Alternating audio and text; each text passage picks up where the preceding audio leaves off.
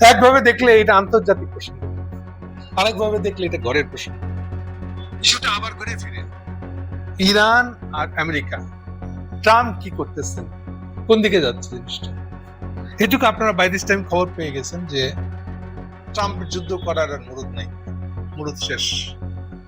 এবং ট্রাম্প এখন রাগারাগি চেতাচেতি করছে, ওটাও বাইরে প্রকাশিত হয়ে গেছে কি নিয়ে, যে তাদের যে আর গোলা বারুদ নাই, এর বাইরের লোককে বলে দেওয়ার দরকার কি ছিল, তো সবাই জেনে গেছে গোলা বারুদ নাই মানে, গোলা বারুদ নাই মানে নতুন করে গোলা বারুদ ফ্যাক্টরিকে আবার খুলতে হবে না, ফ্যাক্টরি তো আছে, তাহলে করলেই তো হয় না, করলে এলে যে র মেটেরিয়াল লাগবে না, টাকা পয়সা লাগবে না, ইনভেস্টমেন্ট লাগবে না, এই টাকা নাই কেন, তাহলে তো আবার এই যে 38 ট্রিলিয়ন 34-40 ট্রিলিয়ন হয়ে গেছে, 2 ট্রিলিয়ন বেড়ে গেছে, তাহলে আবার ধার করতে হবে, এই ধার করার সাহস অনুরোধ কোনটাই নাই, সেই জন্য এখন যুদ্ধ থাক না, আমরা এখন ভাই খুব ইরানকে খুব অর্থনৈতিক অবরোধের ভিতরে চলে গেলাম, যুদ্ধ থাক বলতেছে না যে যুদ্ধ করার মুরদ আমার শেষ, আমি তো এখন অবরোধে ফিরে এসেছি, তাহলে ট্রাম্পের এখনকার সার কথা হচ্ছে আমি এখন কঠোর অবরোধ।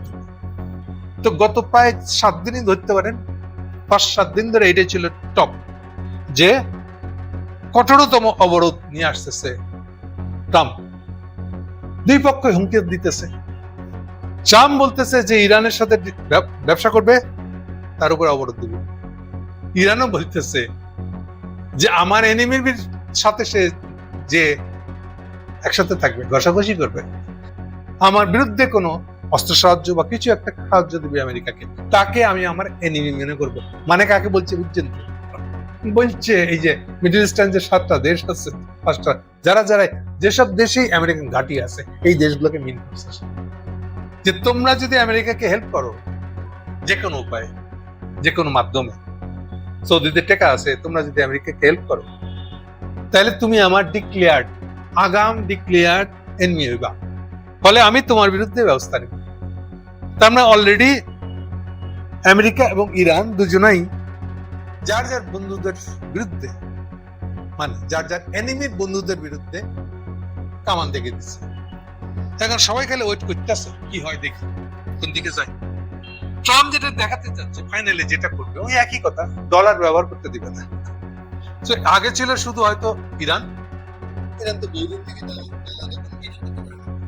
তেল বেচতে পারে না, কিছু কিনতে পারে না, ওকে সবকিছু চীনা ইউয়ানে করতে হয়। আপনারা জানেন চীনের সাথে ইরানের তেল বিক্রির চুক্তি আছে প্রায় 25 বছরের, 25 বছর ধরে এই চুক্তিটা এখানে আছে, ফলে 25 বছর এই চুক্তিতে চলতেছে। যেটা নাই সেটা হচ্ছে আমেরিকার সাথে এইটা হয়ে আছে, তেলে হয়ে আছে। আজকে যেটা বাড়তি টেলিগ্রাফ, লন্ডনের টেলিগ্রাফ অনেকগুলো আছে, লন্ডন টেলিগ্রাফ একটা খবর চাচ্ছে, এটা ইন্টারেস্টিং। লন্ডন টেলিগ্রাফের খবরটা হেডলাইন হলো China threatens Trump with retaliation, মানে পাল্টা ব্যবস্থা। চায়নারা ট্রাম্পকে থ্রেট করছে প্রকাশ্যে। কেমন? আপনারা জানেন যে প্রত্যেকটা পররাষ্ট্র মন্ত্রণালয়েরই প্রতিদিনের একটা মুখপাত্রের ব্রিফিং হয়। তো চাইনিজ পররাষ্ট্র মন্ত্রণালয়ের যে ব্রিফিং হয়েছে, সেই ব্রিফিং এর পররাষ্ট্র মন্ত্রণালয়ের মুখপাত্র পরিষ্কার করে বলে দিয়েছে ট্রাম্পকে যে তুমি যদি ইরানকে এই ধরনের থ্রেট দিতে থাকো এবং তাতে যদি আমার তেল পাওয়া সুনির্দিষ্ট করে বলে নাই, আমার যে কোনো স্বার্থ যদি ব্যাঘাত ঘটেছে বলে আমি মনে করি, তাহলে আমিও তোমার বিরুদ্ধে পাল্টা ব্যবস্থা নিব। পাল্টা ব্যবস্থা মানে কি? পাল্টা ব্যবস্থার মানে হলো সেও যেরকম ব্যবসার থ্রেট দিয়েছে, গ্লোবাল ইকোনমিকে থ্রেট দেওয়া আসলে বেসিক্যালি, কাজে আমিও সে ধরনের পাল্টা কোনো ব্যবস্থা নিব। ফলে বুঝতেই পারতেছেন সেটা কত দূর পর্যন্ত যাবে। একটু এই পার্টটা খুলে বলি, তাহলে বুঝতে পারবেন আপনারা। এই পার্টটা আমরা বুঝতে চাই না ইচ্ছা করে, কিন্তু সবাই এটার ভিতরে আসি, মজা খাইতেছি। বাজারে গিয়ে অমুক জিনিসটা নাই, দেখা যাচ্ছে জিনিসটা কোন দেশে তৈরি হয় তাই জানি না, বিদেশের কোন দেশে হয়, হয়তো বসনিয়া আর হার্জেগোভিনা তৈরি হয়, ওদের দেশের ওই ইয়েটা নাই, ওটসটা নাই। কেউ আমরা জানি না যে ওই ওটসটা বাংলাদেশে আসতে পারে কেমনে, আসতে পারে এই জন্য গ্লোবাল ইকোনমি বলে একটা সিস্টেম। গ্লোবাল ইকোনমি মানে দুনিয়ার সব দেশের কাছে ক্রেতা এবং সব দেশের কাছে বিক্রেতা। একটা গ্লোবাল ইকোনমি ফাংশনাল থাকলে এই জিনিসটা সম্ভব। কিন্তু আমরা এত অভ্যস্ত দোকানে গিয়ে সেটা বিদেশির পণ্য অন্যদিকে দেশের পণ্য কিচ্ছু খবর রাখি না। এটা বিস্কুট, ওই বিস্কুটটা খুব ভালো, ওটা আছে না, ওটা বিদেশিদের থেকে আনা বিস্কুট কিনা খবর রাখি না। ঠিক যেমন ওটা কি ডলার দিয়ে বাংলাদেশ কিনছে কিনা এও জানি না, আমি তো টাকা দিয়ে কিনতেছি। ওই বিস্কুটটা যে গ্লোবাল ইকোনমি আছে বলে বিস্কুটটা বাংলাদেশের এই রাস্তার ধারে দোকান হয়ে গেল। তাহলে মূল জিনিসটা হলো গ্লোবাল ইকোনমি। এই গ্লোবাল ইকোনমিটা ফাংশনাল আছে বলে আছে এই কারণে যে এখনো আইএমএফ, ওয়ার্ল্ড ব্যাংক ফাংশনাল আছে। এই কমিউনিস্ট এটা শুনলে আবার চেতে যেন কমিউনিস্টরা বাজারে যায় না, কমিউনিস্টরা বাজার থেকে ইম্পোর্টেড কোনো জিনিস কিনে না। এরা এমনই গাধা আমি বলবো, চিন্তার স্টুপিড, যে একটা বিদেশি বিস্কুট কামড় দিয়া খুব মজা লাগে, এটা কিনতে ডলার লাগে আর একটা গ্লোবাল ইকোনমিক সিস্টেম লাগে। গ্লোবাল ইকোনমিক সিস্টেমটা না থাকলে এই বিদেশি বিস্কুটটা বাংলাদেশে বসে খাওয়া যেত না। তাহলে বিদেশ এই গ্লোবাল ইকোনমিক সিস্টেমটা নিয়ে এত কথা বলতেছি বলছি এই জন্য, এই সিস্টেমটা এখনো দাঁড়ায় আছে আইএমএফ এর কারণে, এবং এখনো শেষ পর্যায়ে হলেও আমেরিকায় গ্লোবাল সিস্টেমটার এখনো বড় মাতবরটা সে হয়ে আছে, আর চীন উঠে আসতেছে, এরকম একটা অবস্থায় আমরা এখন, যেটাকে আমি পালা বদলের সময় বলছি। এখন আসেন, এই গ্লোবাল সিস্টেমটা যদি ভেঙে দেয় কারো কারণে, কি কারণে?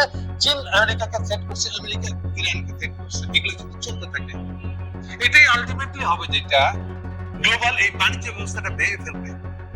গতকালকে একটা জয়শঙ্করের বক্তৃতা নিয়ে কথা বলেছিলাম, ইকোনমিক টাইমসে ছাপা হয়েছে, যেটা ইন্ডিয়ান ইকোনমিক টাইমসে। জয়শঙ্কর বলতেছে দুনিয়ার অবস্থা খুব খারাপ, তেল আছে দুনিয়ায়, পাওয়া যাচ্ছে না এমন না, কিন্তু তেল যেখান দিয়ে আসবে এই রাস্তায় অবরোধ। ওই হরমুজ প্রণালীর কথা বলতেছে, বা এনি প্রণালী যেগুলো দিয়ে তেল অবরোধ করা হচ্ছে। এইবার ওই তেল অবরোধের সাথে শুধু তেল না, আপনি সার আনবেন, ওখানেও ওইটা দিয়ে সার হয়। ইভেন হসপিটাল, এই যে যেটাকে আমরা বলি যে এমআরআই করে আসলাম ডাক্তারের কাছে, ওই যে রোগীকে একটা গোল চক্রের ভিতরে ঢুকাই দেয় লাস্টটাকে, জীবন্ত লোকটাকে দিয়ে ম্যাগনেটিক্যালি লোকটাকে টেস্ট করা হয়। ওই এমআরআই করার ভিতরে ওখানে একটা গ্যাস লাগে, ওই গ্যাসটাই তৈরি করে কাতার।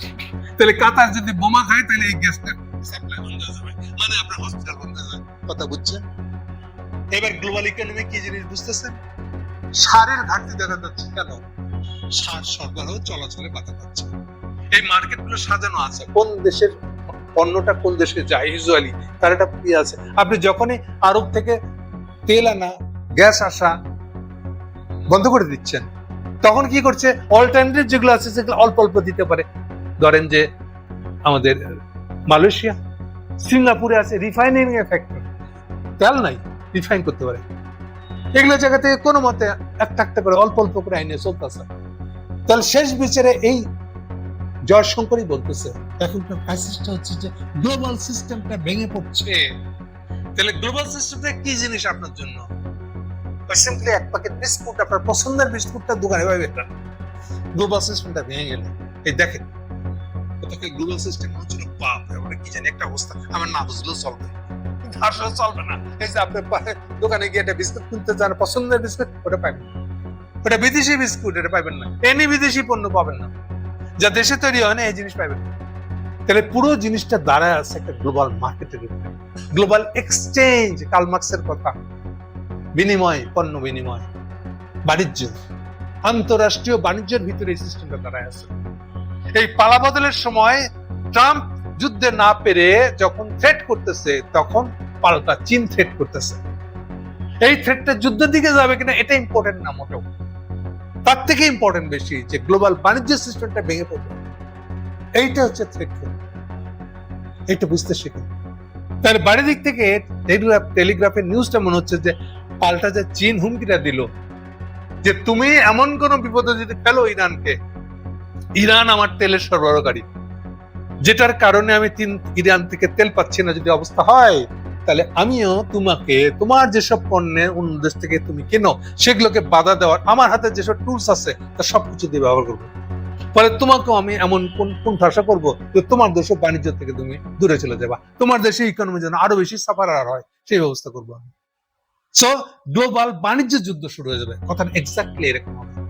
দেখে মনে হবে এটা কোনো অস্ত্রের যুদ্ধ না, অস্ত্রের যুদ্ধ করার মুরত ট্রাম্পের চলে গেছে, হারিয়ে গেছে। যেটা দিয়ে কথা শুরু করছিলাম যে তার এখন গোলা বারুদ বানানোর মতো টেকা নেই, ও ভাবছে বাণিজ্য অবরোধ দিয়ে করবো। এইটা চীনের হুমকিটার অর্থ।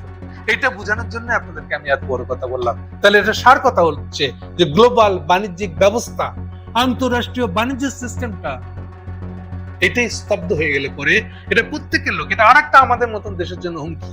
একদিকে তো হুমকি আছে আমাদের বাজেটের টাকা নেই, এরপরেও যতটুকু জিনিস বেচতে পারি, যতটুকু জিনিস কিনতে পারি, সেই জিনিসটা বাধাগ্রস্ত হবে।